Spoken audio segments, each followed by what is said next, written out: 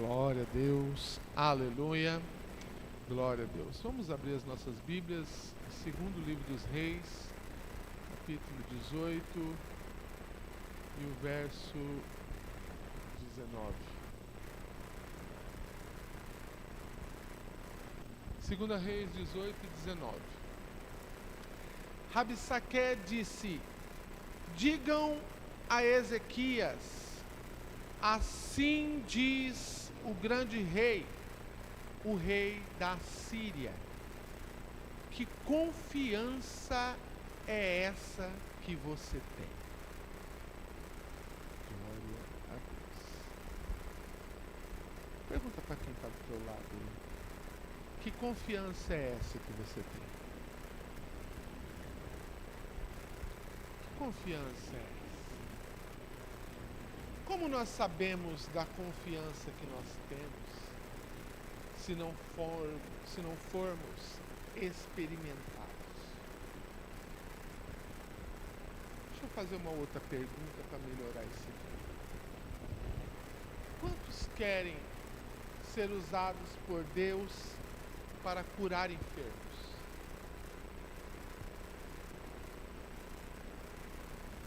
Você tem noção de qual é o processo para se tornar essa ferramenta? O que você precisa experimentar para se tornar essa ferramenta? Como eu vou contar um testemunho de cura se eu não viver a enfermidade?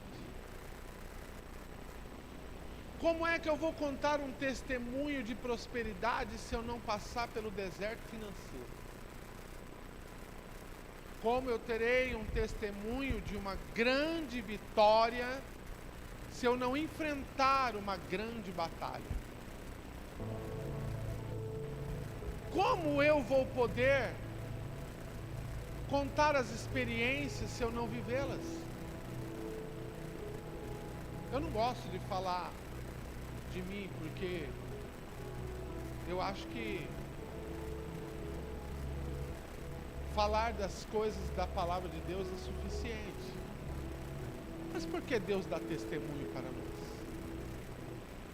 Porque pessoas como você, missionária Gleice, diaconisa Camille, missionária Kelly, pastora, por que vocês têm testemunho para contar?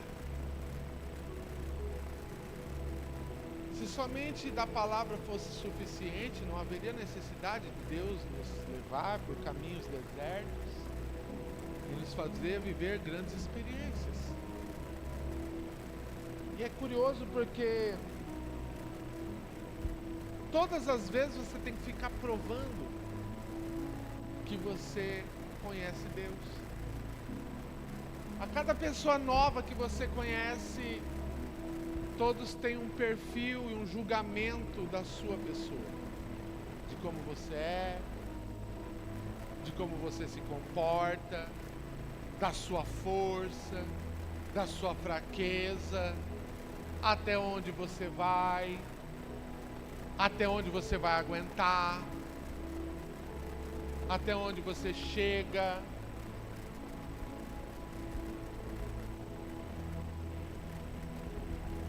Até quantas vezes você vai suportar. As pessoas têm é como se fosse uma necessidade de mensurar a tua capacidade. Existe um filósofo que dizia que há mais prazer no ser humano na destruição do que na construção. Você não vê uma multidão se reunir quando estão construindo um prédio, mas marca uma implosão do prédio. Avisa nas redes sociais que amanhã vai ser demolido o prédio da prefeitura.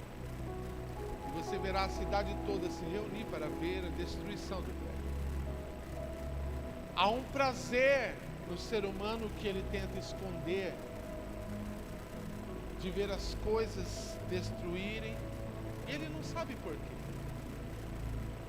É mais difícil acreditar na construção do que crer na destruição. É mais difícil acreditar que alguém vai resistir ao ataque do que crer que essa pessoa vai se entregar. E é exatamente isso que os inimigos eles esperam de nós. E na verdade os inimigos olham para nós desta maneira. Ele não vai aguentar. Ele não vai suportar. Vou contar uma coisa aqui que pouca gente sabe. Há mais ou menos 6 ou 7 anos, eu fiz um evento chamado aqui de Clama Jardim. E nesse evento, eu trouxe uma pastora de Campo Grande, pastora Joana Dark, muito usada por Deus. Ela apontou para mim, não sei se você estava nesse evento, Camila, mas ela apontou para mim e ela disse assim: fizeram uma reunião e disseram que você não ia aguentar 3 meses nessa cidade. O pastor da cidade de Guia Lopes estava do meu lado e me disse assim: eu estava nessa reunião.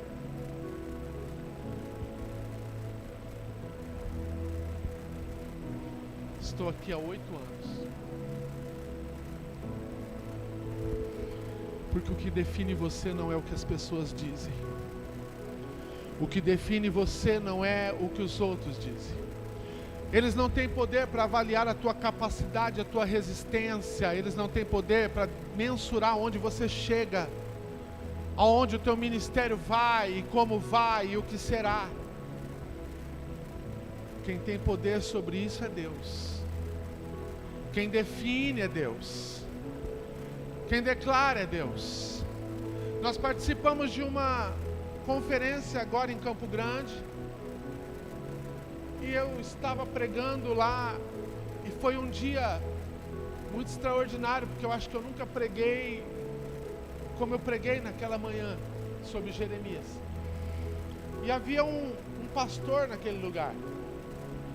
E eu olhava para aquele pastor e eu pensava: eu conheço esse pastor, mas eu não conseguia lembrar. E olha que eu não esqueço as coisas.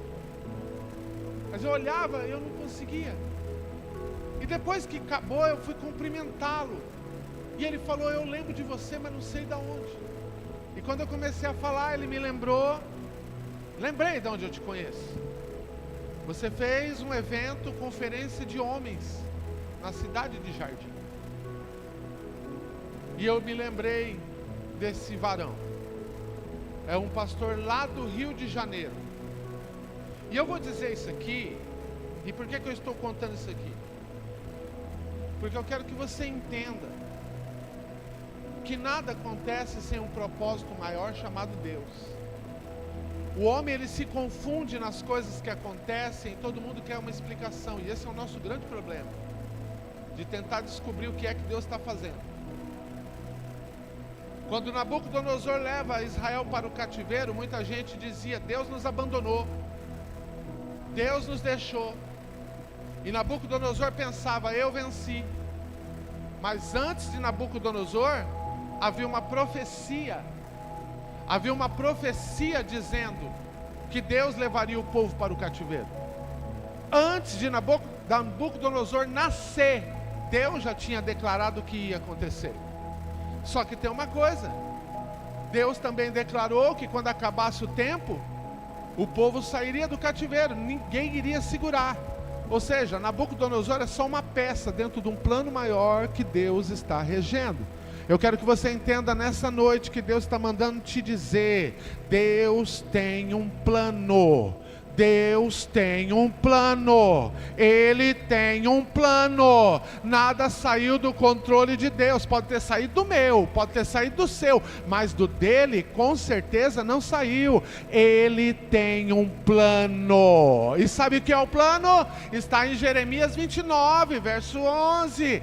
Eu sei os planos que tenho para vocês, planos de bem e não de mal, aleluia, para dar a vocês o fim que vocês esperam. Glória a Deus, Ele tem um plano, aleluia, bendito seja Deus, oh glória. Naquela conferência que eu fiz, só tinha os homens lá, porque a pastora estava fazendo uma conferência Tempo de Brilhar, aqui, com as mulheres. E eu já naquela época, eu queria ir embora de Jardim. Já naquele primeiro ano, eu clamava a Deus que eu queria ir embora. E quando eu estava terminando aquela conferência, eu gosto de honrar os pastores presentes, eu chamei aquele pastor para ele fazer oração.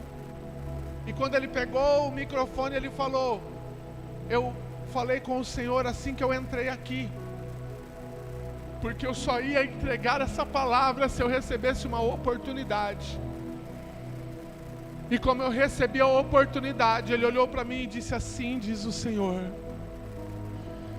você não sai dessa cidade se eu não quiser. Ninguém te arranca deste lugar. E eu vou te dizer mais, nem você se arranca deste lugar. Nem você sai daqui se eu assim não quiser. Sabe, queridos, o quanto eu tentei, você não tem noção. E até depois da profecia, quantas vezes eu tentei, quantas vezes eu armei. A Camila lembra, eu fiz a minha mudança 2 vezes. Fizeram churrasco para mim. Você tem noção do que é isso? Fizeram um churrasco para me despedir, para me mandar embora, e eu fiquei, porque eu ignorei a voz do Senhor. Ignorei alguém que estava no controle das coisas, e a gente acha que tem controle. Nós não temos controle. O controle é dele. Você até tinha um controle antes de você se entregar para o Senhor, mas quando você se entregou, ele agora é meu Senhor. Ele é meu Senhor, então o controle está na mão dele. A minha vida está na mão dele. A minha finança está na mão dele. O meu casamento está na mão dele. A minha saúde está na mão dele. Os meus relacionamentos estão na mão dele. A vida do meu filho está na mão dele. A minha história está na mão dele. O meu ministério está na mão dele. Porque ele tem a boa, perfeita e agradável vontade para a sua vida. Aleluia! Oh, glória a Deus! Eita, Deus tremendo. Eu encontrei esse pastor em Campo Grande e eu tive que contar isso para ele. Quase pedi perdão por duvidar dele. Mas o fato é que as pessoas estão sempre esperando você desistir. Elas estão sempre acreditando que você não vai conseguir. E aí elas se questionam, como esse camarada aqui chegou para Ezequias: que confiança é essa que você tem? No que é que você se apoia para não parar? No que você se apoia para continuar insistindo, ficando de pé? Eu já mandei tanta coisa na tua vida. Eu já lancei ansiedade, eu já lancei depressão, eu já lancei medo, eu já lancei enfermidade, abandono, rejeição. Mas você continua de pé. O que é que você tem que ainda te mantém de pé? O que é que você tem que ainda não desmoronou? O que é que você tem que ainda não desistiu? Eles não entendem, eles não sabem, eles não podem entender, porque o que está em você é maior do que o que está neles. O que está em você é maior do que eles têm. Alai xereplanas, o Espírito que o mundo não conhece e não pode receber, ele está em você, ele se move em você, ele opera em você. É ele que te mantém de pé, é Ele que te mantém de pé, aleluia, alábia, raçou, negaia.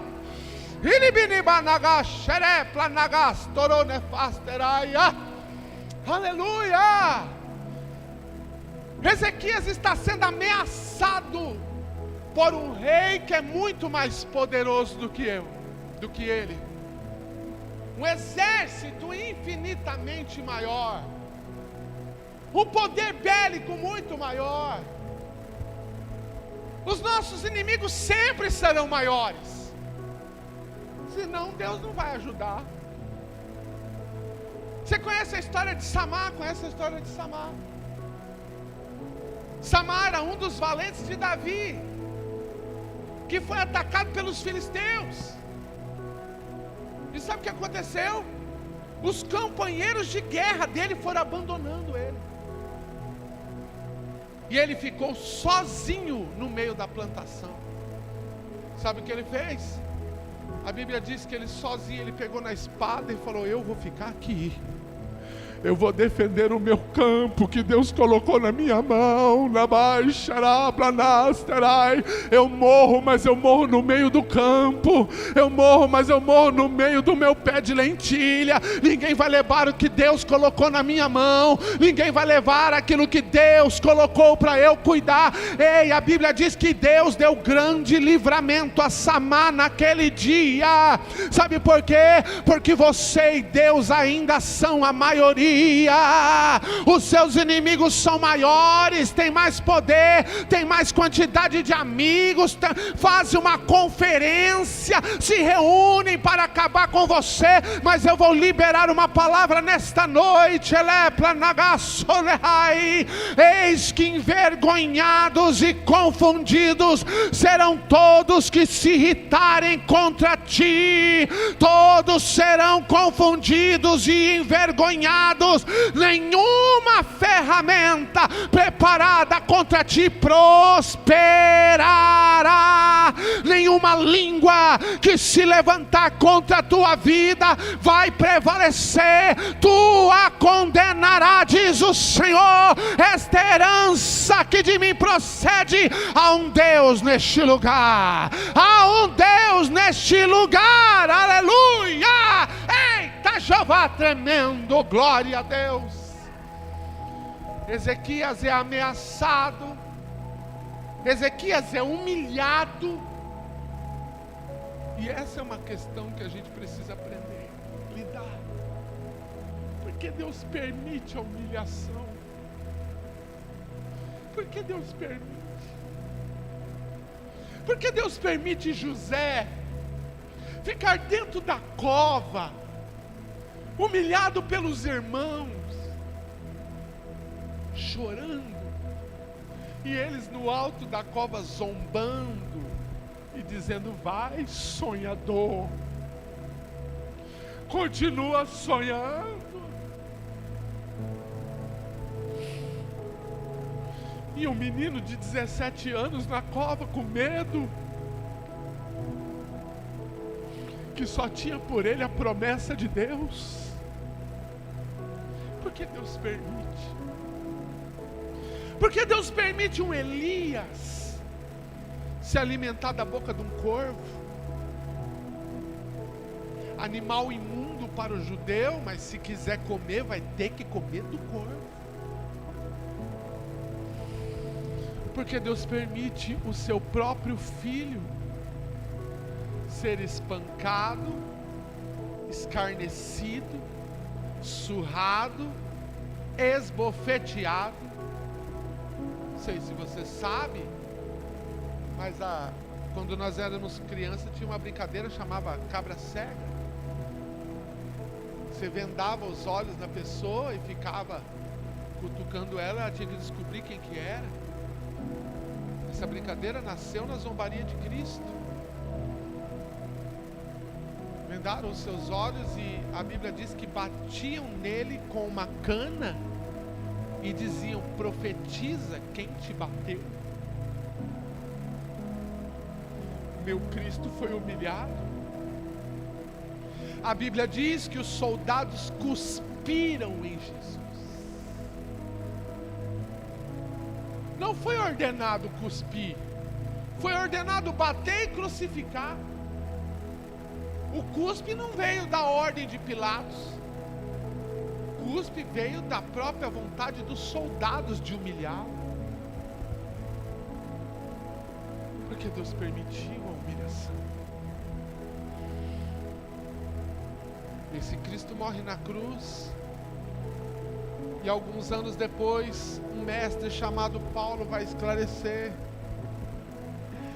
Ele, sendo em forma de Deus, não teve por usurpação ser igual a Deus, mas aniquilou-se a si mesmo, assumindo a forma de servo e sendo obediente até a cruz, aonde ele foi crucificado, pelo que Deus o exaltou soberanamente sobre todo nome, tanto dos que estão no céu, na terra e embaixo da terra, para que ao nome de Jesus se dobre todo joelho e toda língua confesse que Jesus é o Senhor, para a glória de Deus Pai. Aleluia. Sabe por que Ele permite o caminho da humilhação? É porque no caminho da humilhação é o caminho da exaltação. A Bíblia diz que o humilhado será exaltado. Aleluia.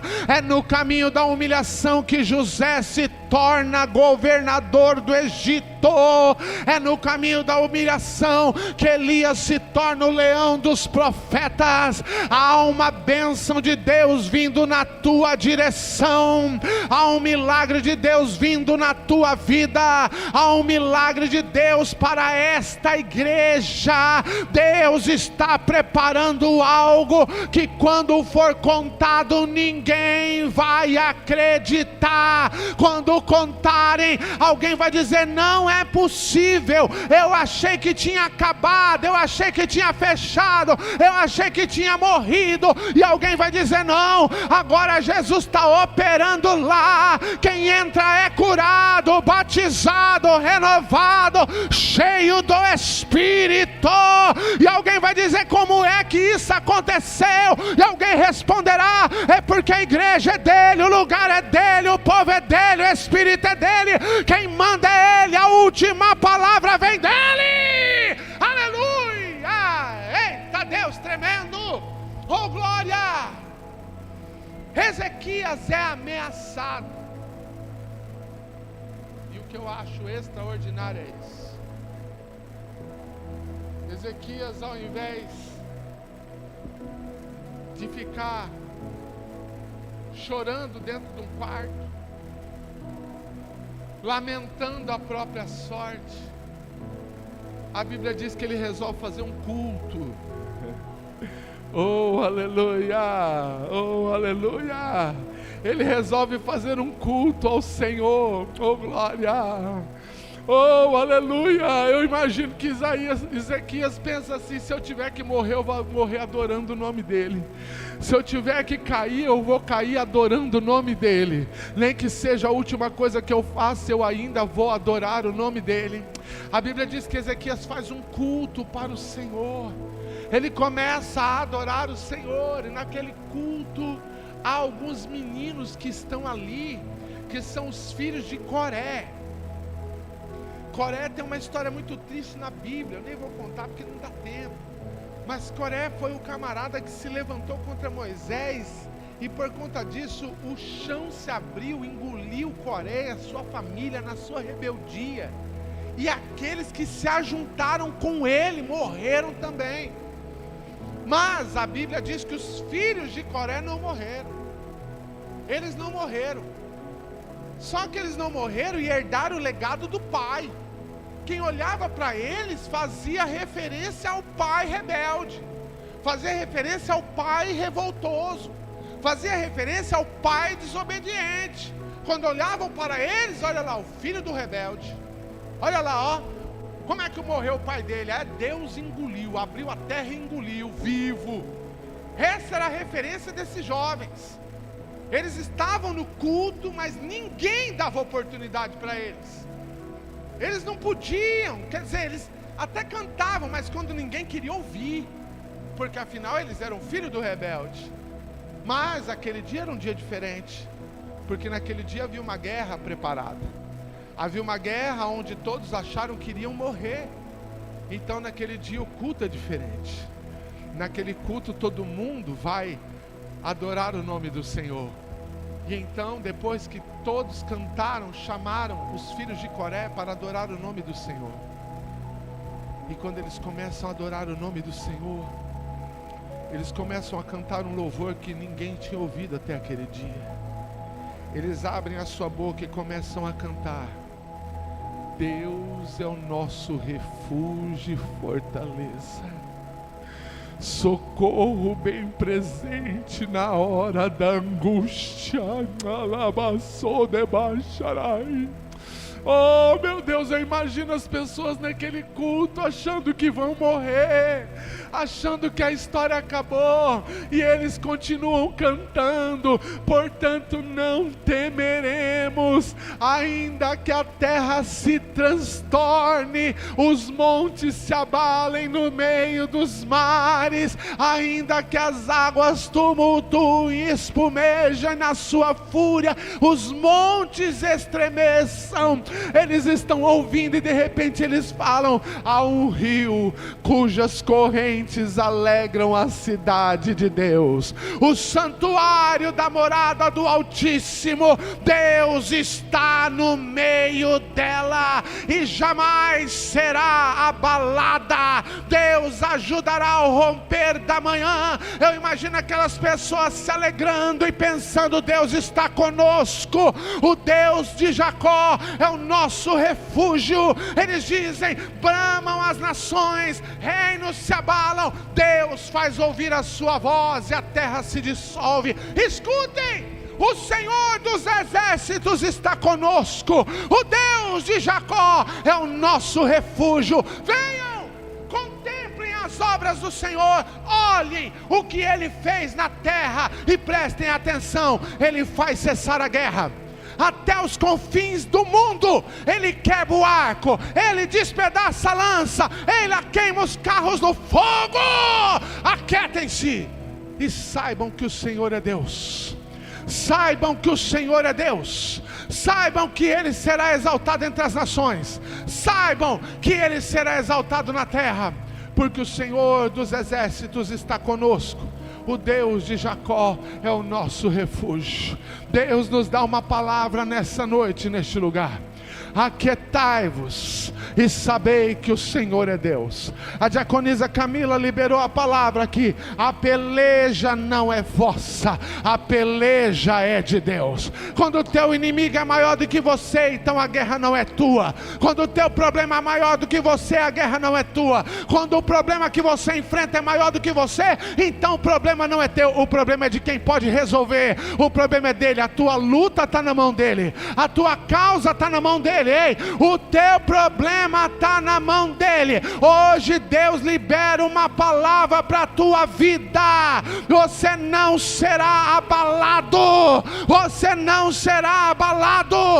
Eu te sustento no meio desta guerra, eu te sustento no meio desta guerra. Você vai abrir os olhos e você verá a recompensa do ímpio, diz o Senhor. Aleluia, bendito seja Deus. Ezequias ouve todas aquelas palavras. Tem uma afronta de um rei poderoso, mas tem a promessa de um Deus que fala com ele. É por isso que o comandante Rabissaque está confuso. O que é que você confia? Aonde você está baseando a sua confiança? De onde veio essa coragem? Você estava desanimado? O que aconteceu que renovou? O que aconteceu que você está de pé? Ei, Ezequias, o que aconteceu com você? Eu achei que eu já tinha vencido a guerra e agora você está mostrando uma confiança que eu não sabia de onde veio. Em quem você está confiando? Qual é a base da tua confiança para você enfrentar tudo isso? Ezequias não precisa responder. E essa é uma questão que você precisa considerar. Quando as pessoas caluniam você, quando elas falam mal de você, escute o conselho: não se defenda. Porque a Bíblia diz: quem intentará acusação contra os escolhidos de Deus? É Cristo quem o justifica. Aleluia, aleluia. Não se defenda, Deus defenderá a tua causa.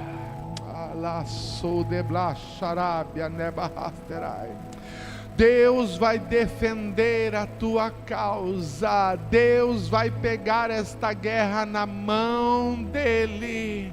Ezequias não precisa responder. Ele já fez um culto, ele já ouviu a palavra, ele já se alimentou, ele já está confiando, ele já está descansando, ele já entregou na mão de Deus. Agora é com Deus. Aí Deus vem lá, usa o profeta Isaías e fala com Ezequias: Ezequias, deixa eu dizer uma coisa para você. Pelo mesmo caminho que Senaqueribe vier, ele vai voltar, ele não vai entrar no teu território. Eu estou blindando o teu território nesta noite.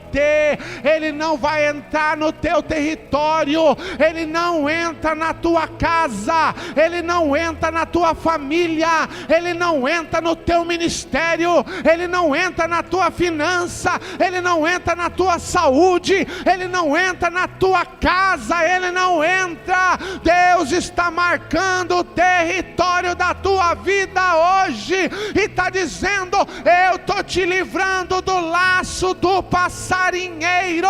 O engano não vai te seduzir, a mentira não vai te seduzir, o enganador vai cair por terra, ele não vai entrar dentro da tua casa, não vai entrar dentro do teu território, a bênção não vai sair da tua vida. Aleluia, glória a Deus. Se coloque de pé em nome de Jesus. Oh,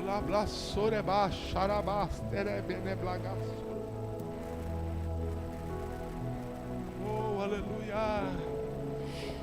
Ele diz: Ezequias, porque a segunda ameaça de Senaqueribe é: vão morrer de fome. Vão morrer de fome. O Senhor vai lá e diz: Ezequias, fica tranquilo. Eu vou mandar tanto recurso que você não sabe de onde que vai vir.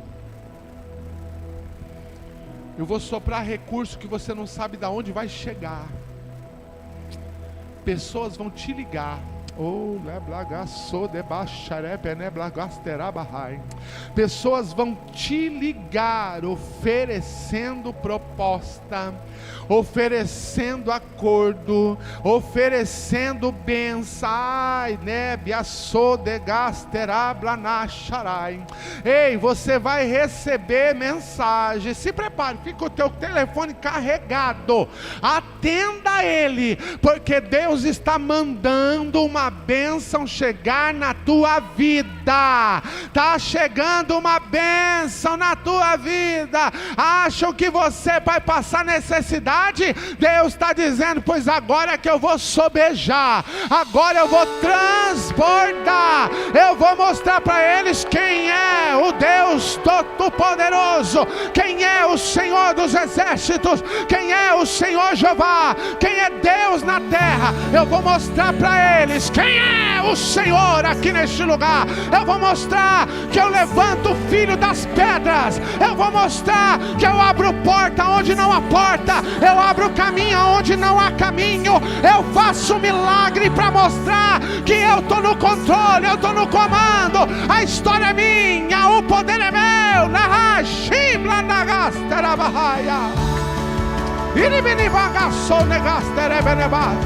Se prepare, porque a bênção vai chegar. Se prepare, a porta está abrindo, se prepare. Está chegando aí a benção, está chegando aí o milagre, está chegando aí. Eita, Shibiniba, Sororahaya. Oh, seremos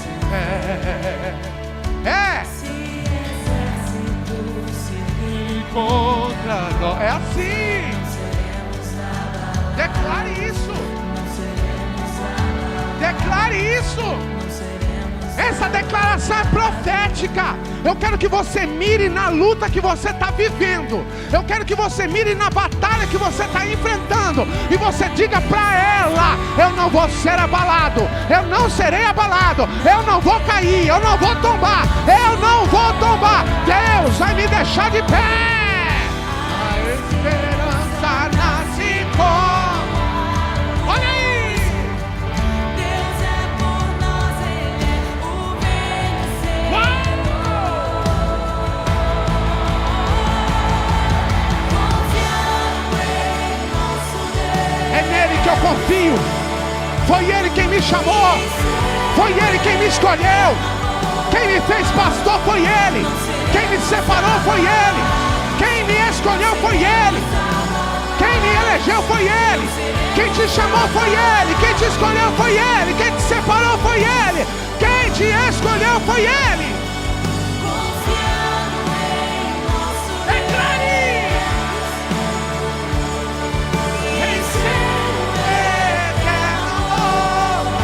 É isso. Você não vai ser abalado. Você não vai ser abalado. Essa igreja não será abalada. Esta casa não será abalada. Este lugar não será abalado. Escutem, demônios. Há um Deus por nós neste lugar. Escutem, potestades. Há um Deus por nós neste lugar. Escutem, principados. Há um Deus por nós neste lugar. Toda palavra maldita está caindo por terra agora. A oração que você fez, Deus ouviu aqui neste lugar.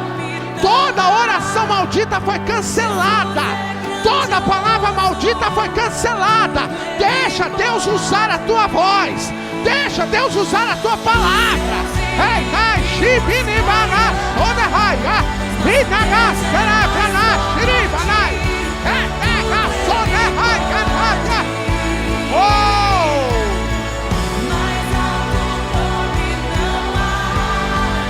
Jesus é grandioso. Tudo Ele pode, tudo Ele pode, tudo Ele pode. Declare, declare. No seu eterno amor.